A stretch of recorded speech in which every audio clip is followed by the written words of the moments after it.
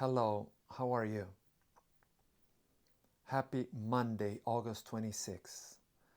I have an interesting title for today's lesson from our Sabbath School Quarterly, in which we're studying the book of Mark.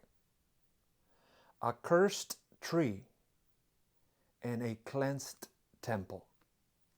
A cursed tree and a cleansed temple.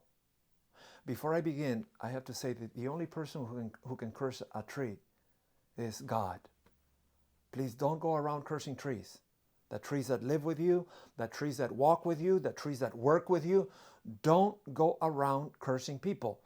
The only individual in the universe who can ever curse a tree or make justice or destroy or create is God. So let's go to the lesson.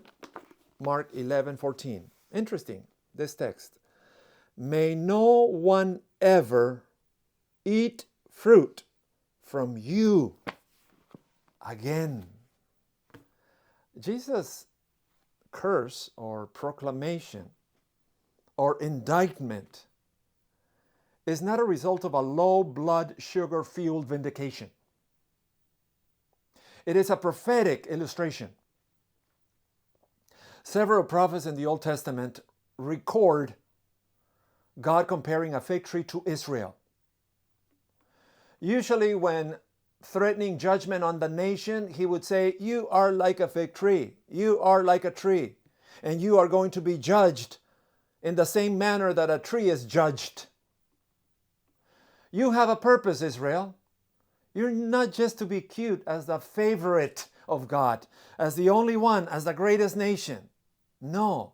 The purpose is to show the world a people that worships God alone and blesses for it. God chose you, Israel, to bring knowledge of Him.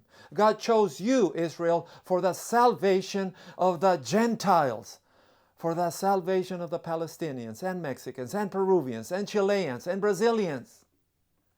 Instead, the Jewish religious leaders, you are rejecting both the Gentiles and God's method of salvation. You have allowed money changers.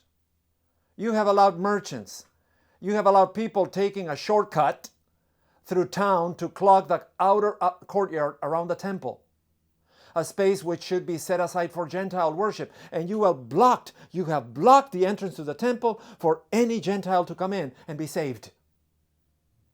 And you have rejected Jesus, the one through whom the world will be saved. Israel, like a fig tree, when it bears no fruit in the season, you will be destroyed. And you know what happened? 35 years later, do you know what happened in AD 70? The Roman soldiers, the Roman Empire, army, lay siege to destroy Jerusalem. It was the end of Israel. For 1,000 years, Israel was removed from the Holy Land. Only until 1948 shows that God in His move and the 144th Jews will be separated and protected. What are you talking about, Pastor Benjamin? What is this 144th? These are the Jews, the true. See, you need to know in the book of Revelation, which is another lesson, there are two synagogues. There's a synagogue of Jesus, where He went to church, where the true Jews are. Luke chapter 4, 16 and 17. And there is a synagogue of Satan. Those that consider Jesus the Antichrist and think that whatever Jesus does, He does it in the name of Beelzebub. That's a synagogue of Satan. Well, today, that's what's going on in the Middle East. There's two synagogues right now in the Middle East, in Jerusalem. The synagogue of Jesus, those who accepted the true Messiah, have accepted Jesus as their personal Savior. We call them Jews for Jesus. J-E-W, Jews for Jesus. And then we have 98,000 people in Israel, 98% of all Israel, reject Jesus, reject the resurrection, and reject the second coming.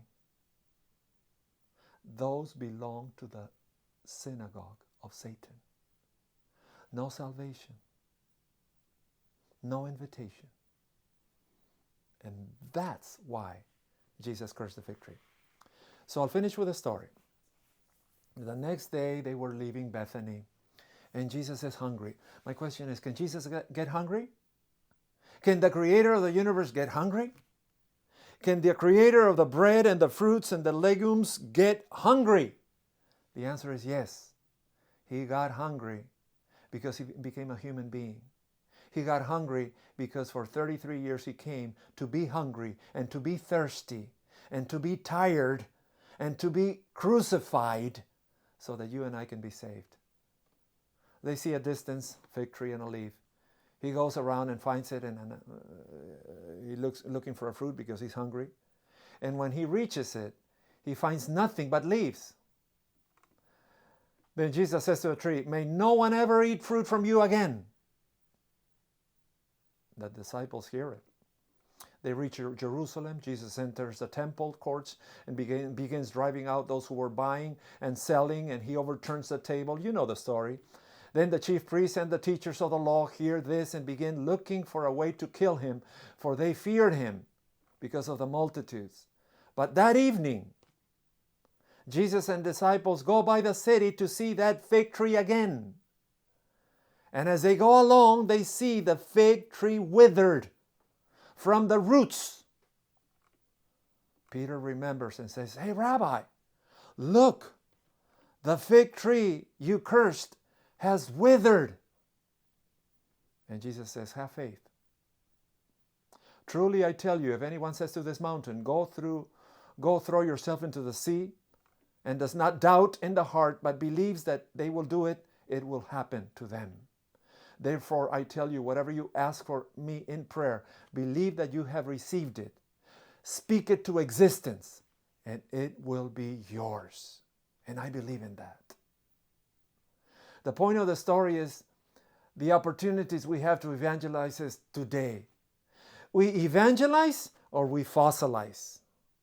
We bring people to Jesus Christ or we die spiritually for the rest of our lives. I don't want to motivate with fear, but it's in the Bible. The story of the cursed tree is in the Bible, and God doesn't lie. God bless you, and I'll see you tomorrow. I'm going home.